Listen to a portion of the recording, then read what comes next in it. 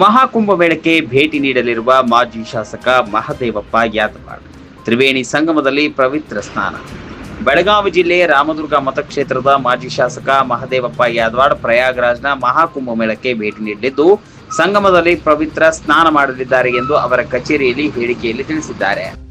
ಜನವರಿ 13ರಂದು ಪ್ರಾರಂಭವಾದ ಮಹಾಕುಂಭಮೇಳ ವಿಶ್ವದ ಅತಿದೊಡ್ಡ ಆಧ್ಯಾತ್ಮಿಕ ಮತ್ತು ಸಾಂಸ್ಕೃತಿಕ ಕೂಟವಾಗಿದ್ದು ವಿಶ್ವದಾದ್ಯಂತ ಭಕ್ತರನ್ನ ಆಕರ್ಷಿಸುತ್ತಿದೆ. ಫೆಬ್ರವರಿ 26ರಂದು ಮಹಾಶಿವರಾತ್ರಿಯವರೆಗೆ ಮಹಾಕುಂಭಮೇಳ ಜರುಗಲಿದ್ದು ಫೆಬ್ರವರಿ 5ರಂದು ಪ್ರಯಾಗ್ರಾಜ್ನಲ್ಲಿ ನಡೆಯಲಿರುವ ಮಹಾಕುಂಭಮೇಳ 2025ಕ್ಕೆ ಮಾಜಿ ಶಾಸಕ ಮಹದೇವಪ್ಪ ಭೇಟಿ ನೀಡಲಿದ್ದಾರೆ.